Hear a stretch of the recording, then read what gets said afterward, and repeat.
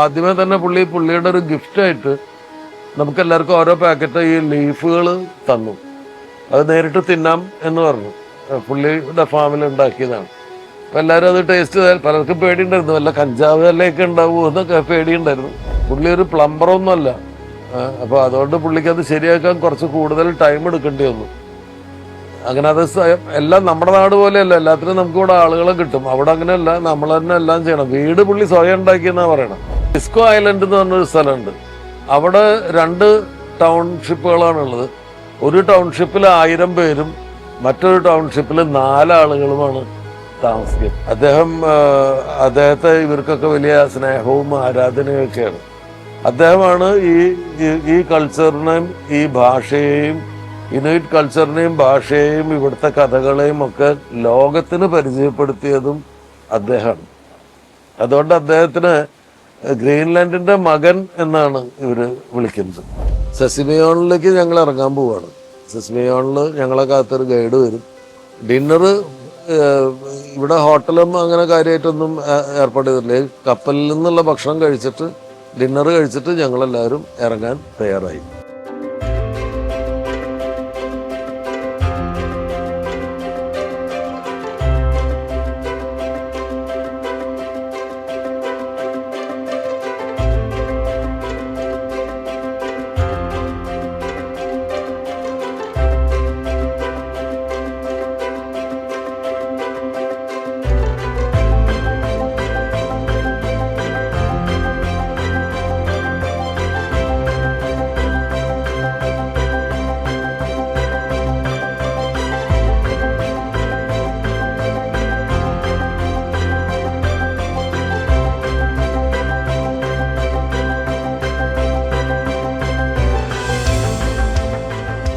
സിസിമിയോണില് ഹാർബറിൽ ഞങ്ങൾ വെയിറ്റ് ചെയ്ത് നിന്നു.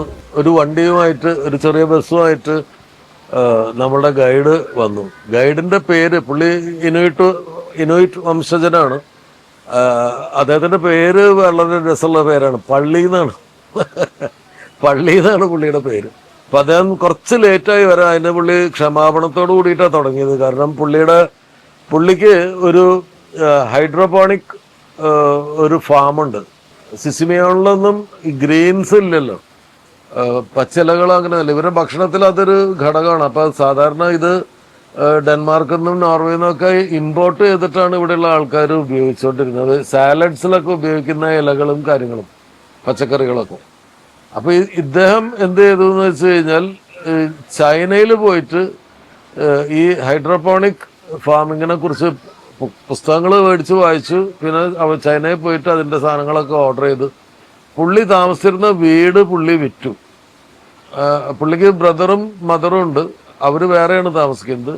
ഈ മൂപ്പരുടെ ഒരു ചെറിയ വീട് സെപ്പറേറ്റ് മൂപ്പര് തന്നെ ഉണ്ടാക്കിയ ഒരു വീടുണ്ടായിരുന്നു. ആ വീട് വിറ്റിട്ട് ആ പൈസ കൊണ്ട് ആണ് പുള്ളി ഈ ഹൈഡ്രോപോണിക് ഫാമിങ് തുടങ്ങിയത്. അപ്പം നമ്മളെ അങ്ങോട്ടാണ് കൊണ്ടുവന്നത്. അപ്പോൾ ആദ്യമേ തന്നെ പുള്ളിയുടെ ഒരു ഗിഫ്റ്റായിട്ട് നമുക്കെല്ലാവർക്കും ഓരോ പാക്കറ്റ് ഈ ലീഫുകൾ തന്നു.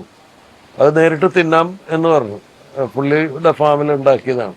അപ്പം എല്ലാവരും അത് ടേസ്റ്റ് ചെയ്താൽ പലർക്കും പേടിയുണ്ടായിരുന്നു, വല്ല കഞ്ചാവ് എല്ലയൊക്കെ ഉണ്ടാവുമോ എന്നൊക്കെ പേടിയുണ്ടായിരുന്നു. കഴിച്ച് കുറച്ച് കഴിഞ്ഞാൽ വിവരം അറിയുന്നൊക്കെ പറഞ്ഞ് പലരും പരസ്പരം കളിയാക്കി. പക്ഷെ അതെല്ലാം കഴിച്ച് നല്ല ടേസ്റ്റുള്ള നമ്മുടെ സാലഡിന് ഉപയോഗിക്കുന്ന ലീവ്സാണ്. ബസ്സിൽ പോകുമ്പോൾ സിസിമിയോൺ ടൗണിൽ കൂടെ ആണ് ബസ് പോയത്. അപ്പൊ അവിടുത്തെ വീടുകളും കാര്യങ്ങളൊക്കെ കണ്ടുകൊണ്ടാണ് പോയത്.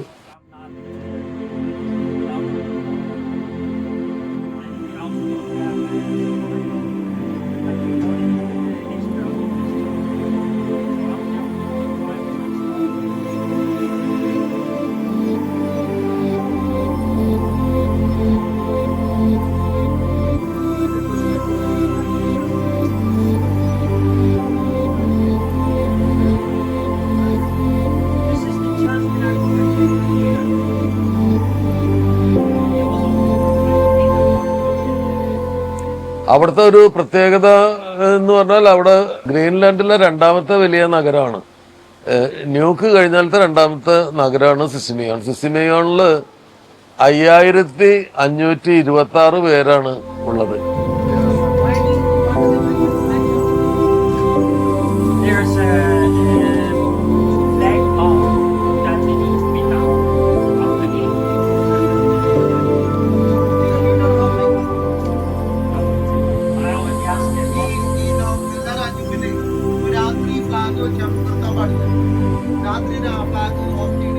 ഇന്ന് ഞങ്ങൾക്കൊരു പള്ളി കാണാനുണ്ട്. അവിടുത്തെ പ്രീസ്റ്റിനെ ഒക്കെ മീറ്റ് ചെയ്യാമെന്ന് പറഞ്ഞിരുന്നു. പക്ഷെ ഇന്ന് ഇവരുടെ ഒരു ഫാർ എൻഡില് രണ്ടുപേരും മരിച്ചിട്ടുണ്ട്. അതുകൊണ്ട് അച്ഛൻ അങ്ങോട്ട് പോയതുകൊണ്ട് അച്ഛനെ കാണാൻ പറ്റില്ല, പള്ളി കാണാം എന്ന് പറഞ്ഞു. അപ്പം സിസിമിയോണില് അവിടെ തന്നെ ഒരു ഡിസ്കോ ഐലൻഡ് എന്ന് പറഞ്ഞൊരു സ്ഥലമുണ്ട്. അവിടെ 2 ടൗൺഷിപ്പുകളാണുള്ളത്. ഒരു ടൗൺഷിപ്പിൽ 1000 പേരും മറ്റൊരു ടൗൺഷിപ്പിൽ 4 ആളുകളുമാണ് താമസിക്കുന്നത്. ഇവരുടെ താമസം മൊത്തത്തില് ഇവര് കമ്മ്യൂണിറ്റി ലിവിംഗ് ആണ്. അപ്പോൾ ഈ താമസത്തിന്റെ മൊത്തം ഇത് കമ്മ്യൂണിറ്റിയുടെ കമ്മിറ്റി പൈസ വാടക കൊടുക്കും. പക്ഷെ ഇവരുടെ വീടിന്റെ വലുപ്പം അനുസരിച്ച് കോൺട്രിബ്യൂഷൻസ് ഈ കമ്മിറ്റിക്ക് കൊടുക്കണം. ഇലക്ട്രിസിറ്റി ബില്ല് എല്ലാവരും സ്വയം കൊടുക്കണം. അങ്ങനെയാണ്.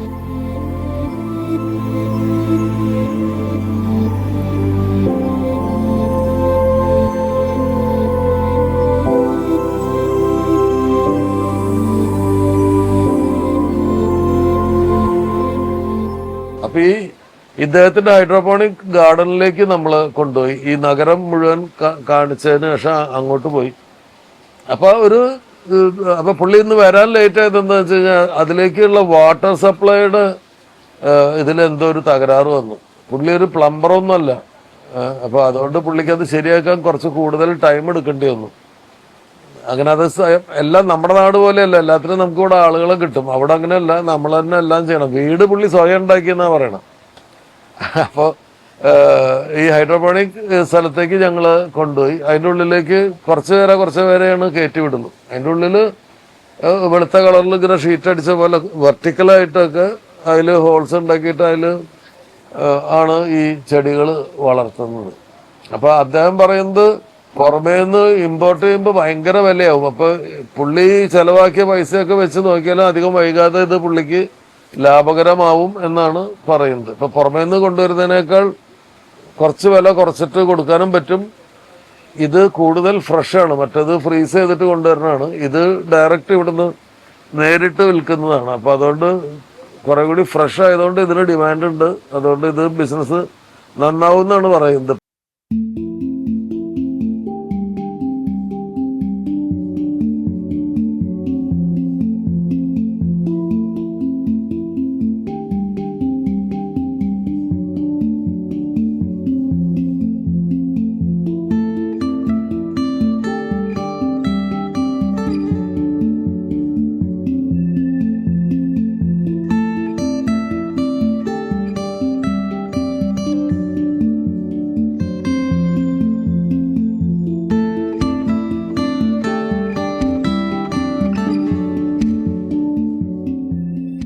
പള്ളി ഒരു ഭയങ്കര എനർജറ്റിക് ആയിട്ടുള്ള ഒരു ചെറുപ്പക്കാരനാണ്, ഭയങ്കര ഇൻതൂസിയാസ്റ്റിക് ആയിട്ടുള്ള ഒരു ചെറുപ്പക്കാരനാണ്, ഭയങ്കര സ്മാർട്ടാണ്. അപ്പൊ അതിന്റെ കൂട്ടത്തില് പുള്ളി ഒരു എക്സ്ട്രാ ഇൻകത്തിന് വേണ്ടിയിട്ടാണ് ഈ ഷിപ്പിൽ വരുന്ന ടൂറിസ്റ്റുകളെ ഈ സ്ഥലം കാണിക്കാൻ പോവുക എന്ന് പറയുന്നത് പുള്ളിയുടെ ഒരു അഡീഷണൽ ഇൻകം ആണ്.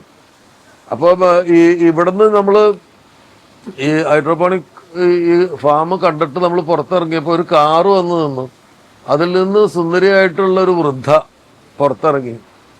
ട്രഡീഷണൽ ഡ്രസ്സ് ധരിച്ചിട്ടാണ്. അപ്പോഴാണ് പള്ളി അവരെ നമുക്ക് പരിചയപ്പെടുത്തുന്നത്. അദ്ദേഹത്തിന്റെ അമ്മയാണ്. പുള്ളിയുടെ ഒരു പാക്കേജ് ഉണ്ടാവും. ഈ ഷിപ്പിൽ വരുന്ന ട്രാവലേഴ്സിന് കൊണ്ടുവരും, ഇയാളുടെ ഹൈഡ്രോപോണിക് ഗാർഡൻ കാണിക്കും, ഈ സിസിമിയോൺ മുഴുവൻ കൊണ്ടു കടന്ന് കാണിക്കും, അടുത്ത പള്ളി കാണിക്കും, അടുത്ത മോണുമെന്റ്സ് കാണിക്കും. പ്ലസ് ഇവിടുത്തെ ഒരു ട്രഡീഷണൽ ഡ്രസ്സ് ഈ ടൂറിസ്റ്റുകൾക്ക് പരിചയപ്പെടുത്താൻ സ്വന്തം അമ്മ തന്നെ ആ വേഷം ധരിച്ചിട്ട് മകനെ സഹായിക്കാൻ വേണ്ടിയിട്ടാണ് വരും. അപ്പൊ അത് പുള്ളിയുടെ ഒരു പാക്കേജാണ്. അപ്പൊ അതിന് അമ്മയ്ക്കും പുള്ളി എന്തെങ്കിലും കൊടുക്കുന്നുണ്ടാവും ഈ ഡ്രസ്സ് ഇട്ട് വരുന്നതിന്. അപ്പൊ വളരെ മനോഹരമായിട്ടുള്ളൊരു വേഷമാണ്. പഴയ കാലത്ത് തിമ്മിങ്കലത്തിന്റെ തോല് കൊണ്ടും തിമ്മിങ്കലത്തിന്റെ അസ്ഥി കൊണ്ടും ഒക്കെയാണ് ഈ ഓർണമെന്റ്സും ഈ ഡ്രസ്സൊക്കെ ഉണ്ടാക്കിയിരുന്നത്. പിന്നീട് വെയിൽ ഹണ്ടിങ് ഒക്കെ നിരോധിച്ച് ഇപ്പൊ ഡെൻമാർക്കിൽ നിന്നും നോർവേയിൽ നിന്നൊക്കെ വരുന്ന ഫാബ്രിക് കൊണ്ടാണ് അവരത്, വൂള് കൊണ്ടും ഫാബ്രിക് കൊണ്ടാണ് അവർ ഇപ്പൊ അത് ഉണ്ടാക്കുന്നത്. Class pearls. And also see here. This is the human. No. and people use it for confirmation and when you are 14, when they get married, and Christmas time, or very special occasion. Also funerals. So in over time, this national costume has developed into pearls. Before that, there was only almost seal skin. But later, when the whale hunters arrived, they started to see the pearls. And that അവരുടെ പേര് പറഞ്ഞത് ആർക്കും വായിൽ കൊള്ളാത്തൊരു പേരായതുകൊണ്ട് എല്ലാവരും അവരെ പള്ളിയമ്മ എന്ന് വിളിച്ചു. പള്ളിയുടെ അമ്മ പള്ളിയമ്മ. അങ്ങനെ പള്ളിയമ്മ വന്ന് ഇങ്ങനെ ഭയങ്കര പോസിലൊക്കെ നിന്നു. അവർക്ക് ഇംഗ്ലീഷ് അറിയില്ല. അപ്പൊ മകൻ പറയുമ്പോൾ അവർക്ക് മനസ്സിലാവുന്നുണ്ട്. ചില തെറ്റൊക്കെ അയാൾ പറയുമ്പോൾ അമ്മ കറക്റ്റ് ചെയ്ത് കൊടുക്കുന്നുണ്ട്. അമ്മയുടെ വേഷവും അമ്മയുടെ കൂടെ നിന്ന് ഞങ്ങളെല്ലാവരും ഫോട്ടോ എടുത്തു. ഡ്രസ്സിൻ്റെ ഒക്കെ ഫോട്ടോ എടുത്തു, വീഡിയോ ഒക്കെ എടുത്തു. വളരെ പ്ലസന്റ് ആയിട്ടുള്ള ഒരു സ്ത്രീ. ഇവര് ഈ വേഷം ധരിക്കുന്നത് അവരുടെ ട്രഡീഷണൽ ആയിട്ടുള്ള ദിവസങ്ങളിലാണ് ഇപ്പൊ ഈ വേഷം ധരിക്കുന്നത്. അല്ല നോർമൽ ഡെയിലി ഡ്രസ്സ് ചെയ്തു വരാൻ തന്നെ ഒരുപാട് ടൈം എടുക്കും. പണ്ട് പ്രത്യേകിച്ച് പണിയൊന്നും ഇല്ലാത്തതുകൊണ്ട് ഇരുന്ന് ഡ്രസ്സ് ചെയ്യാനൊക്കെ ടൈം ഉണ്ടായിരുന്നല്ലോ. ഇപ്പൊ അതില്ലാത്തതുകൊണ്ട് ഇത് ട്രഡീഷണൽ ഡേയ്സിൽ പ്രത്യേക ഫങ്ഷൻസിന്, കല്യാണത്തിന്, വെഡിങ് ഡ്രസ്സായിട്ടൊക്കെ ഈ ഡ്രസ്സ് ഉപയോഗിക്കും. അപ്പൊ അങ്ങനെ ആ ഡ്രസ്സ് കാണിച്ചിട്ട് പിന്നെ ഞങ്ങളെ വീണ്ടും ഈ സിസിനിയോൺ കാണിക്കാൻ വേണ്ടിയിട്ട് കൊണ്ടുപോയി. ഞങ്ങൾ ബസ്സിൽ ഈ വീടുകളും ബിൽഡിങ്ങുകളൊക്കെ ഉണ്ട്.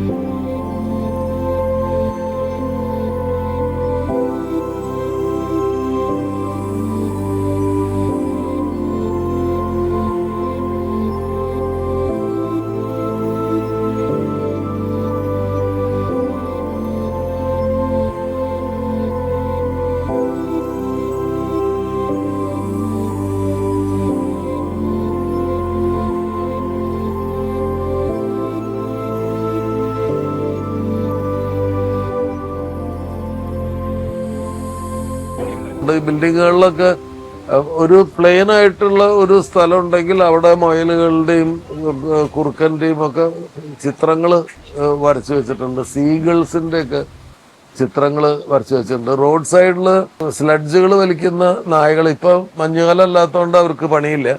മഞ്ഞുള്ള സമയത്ത് ഈ സ്ലഡ്ജ് കെട്ടുന്ന നായ്ക്കളാണ്. ആ നായ്ക്കളെയൊക്കെ റോഡ് സൈഡിൽ കെട്ടിയിട്ടുണ്ട്. നല്ല ഭംഗിയുള്ള നായ്ക്കള്. അതിനെയൊക്കെ കണ്ടുകൊണ്ടാണ് പോകുന്ന വഴിക്ക് പള്ളി ഓരോ ബിൽഡിങ്ങുകളെ കുറിച്ചൊക്കെ വിശദമായിട്ട് നമുക്ക് പറഞ്ഞു തന്നു. They can look like wolves, but they are smaller than dogs. Wolves. They are very strong and very high stamina. So it's very difficult to keep them in the house.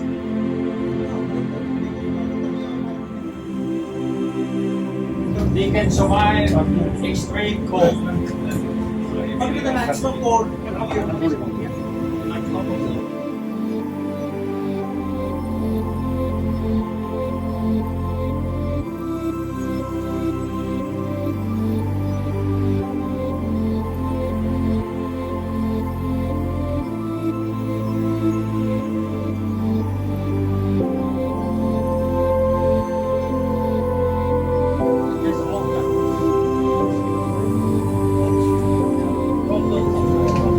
These windows, I fixed those, and the walls, I fixed those. This is cemetery. അടുത്ത പിന്നെ നമുക്ക് പോവാനുള്ള സ്ഥലം എന്ന് പറയുന്നത് ചേർച്ചാണ്. അപ്പൊ ആ ചേർച്ചിലാണ് അച്ഛനില്ല. അന്ന് അച്ഛനില്ല. രണ്ടുപേര് മരിച്ചിട്ട് ആകെ 5526 പേരേ ഉള്ളൂ. അതിൽ 2 പേര് അന്ന് മരിച്ചിട്ടുണ്ട്. അപ്പൊ 5524 പേരായി അവിടുത്തെ ജനസംഖ്യ തൽക്കാലം. അങ്ങനെ ഞങ്ങൾ ആ പള്ളിയുടെ മുമ്പിൽ കൊണ്ടുപോയി വണ്ടി നിർത്തി. അപ്പൊ ഒരു മുകളിലേക്ക് കയറുന്ന ഒരു സ്റ്റെപ്പ് ഉണ്ട്. ഒരു വുഡൻ ലാഡർ വെച്ചിട്ടുണ്ട്. അതിൽ കൂടെയാണ് മുകളിലേക്ക് കയറേണ്ടത്. ഇവിടെയുള്ള ചർച്ചിലേക്കാണ്. നോർത്തേൺ മോസ്റ്റ് ചർച്ച് എന്നാണ് പറയുന്നത്.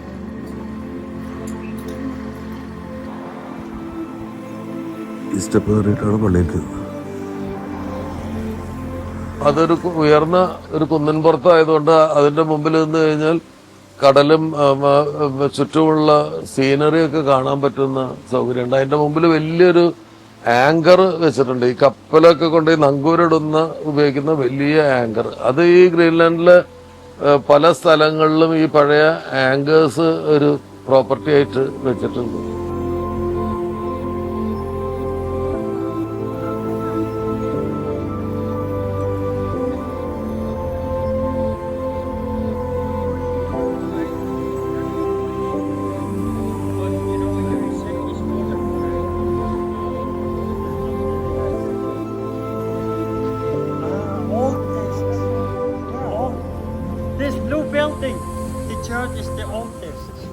ഈ പള്ളി ഗ്രീൻലാൻഡിലെ ഏറ്റവും ഓൾഡസ്റ്റ് സ്റ്റാൻഡിങ് ചർച്ചാണ്. അതിപ്പോ നിലനിൽക്കുന്ന ഏറ്റവും പഴയ പള്ളിയാണ്.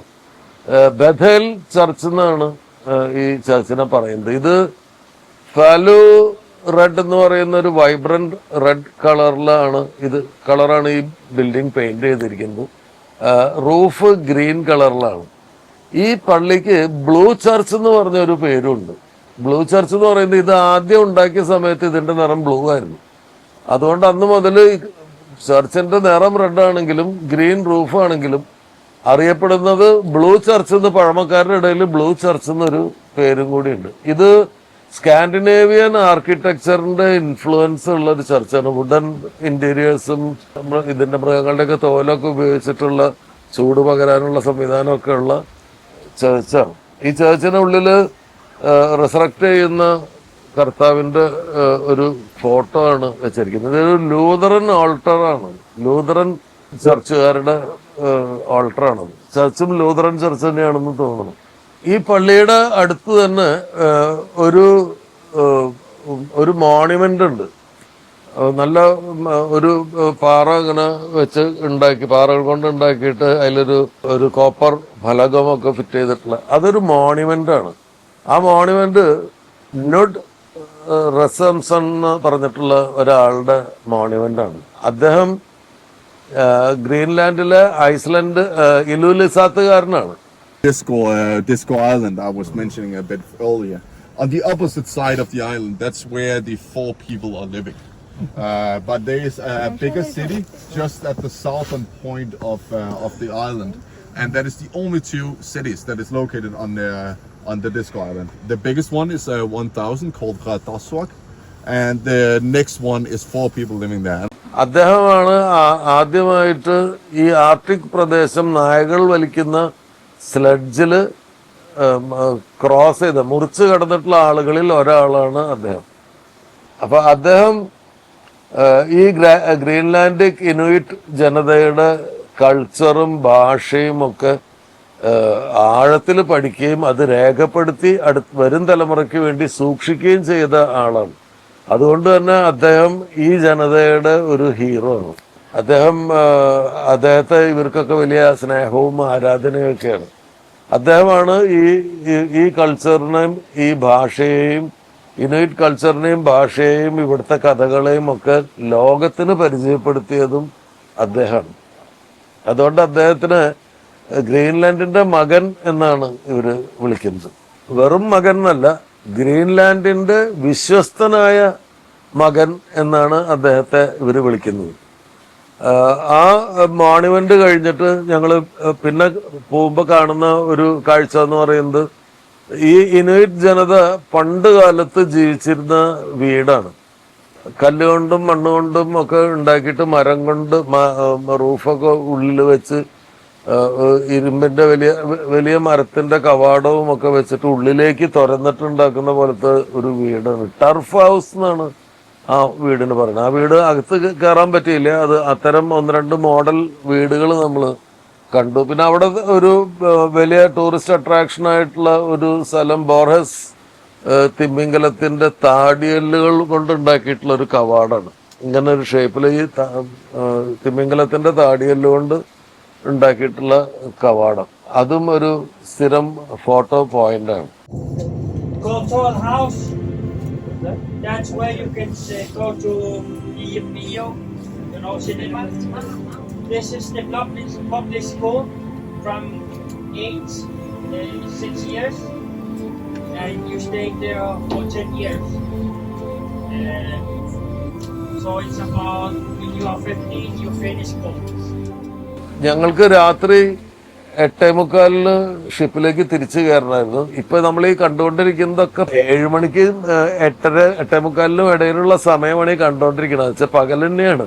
ശരിക്കും പറഞ്ഞാൽ രാത്രി 8:45 ആയി. ഞങ്ങൾ ഈ പ്രദേശങ്ങളൊക്കെ കണ്ട്, ഈ കാണാനുള്ള ചെറിയ കാഴ്ചകളൊക്കെ കണ്ട് കുറെ വീഡിയോസൊക്കെ എടുത്ത് ഇൻസ്റ്റാഗ്രാമിന് വേണ്ട ചില റീലുകളൊക്കെ ഷൂട്ട് ചെയ്ത് ഞങ്ങൾ അവിടുന്ന് തിരിച്ച് കപ്പലിലേക്ക് വന്നു.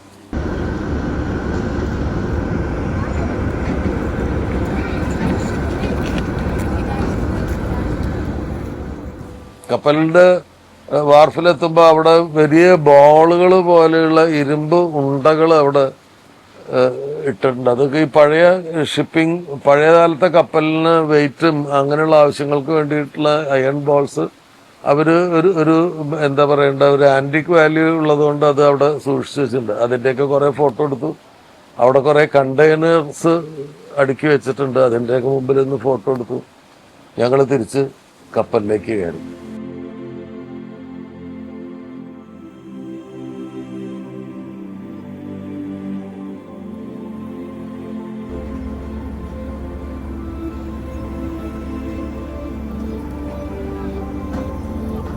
തിരിച്ച് ഞങ്ങൾ കപ്പലിൽ കയറുമ്പോൾ കപ്പൽ മൂവ് ചെയ്യാൻ തുടങ്ങുമ്പോൾ മനോഹരമായിട്ടുള്ള കാഴ്ചകളിലൂടെ ഞങ്ങൾ പോവാണ്. ആ നീലയും മഞ്ഞയും പെയിന്റ് അടിച്ചിട്ടുള്ള ബ്രിഡ്ജ് അഗെയിൻ കപ്പല് പുറകോട്ടെടുത്ത് വീണ്ടും മുന്നോട്ട് തന്നെ മൂവ് ചെയ്യാൻ തുടങ്ങി. തീരപ്രദേശത്തുള്ള ഈ കടലിന്റെ തീരത്തുള്ള ബിൽഡിങ്ങുകളുടെ കാഴ്ചകളും കടലിലെ വെള്ളത്തിലൂടെ ഈ കപ്പൽ പോകുമ്പോൾ ഉണ്ടാവുന്ന നീർച്ചാലുകൾ, സീകൾ, പക്ഷികൾ, അങ്ങനെ മനോഹരമായ കാഴ്ചകൾ കണ്ട് ആ തണുപ്പ് എൻജോയ് ചെയ്ത്, മരം കോച്ചുന്ന തണുപ്പ് എൻജോയ് ചെയ്ത് ഞങ്ങൾ യാത്ര ആരംഭിച്ചു.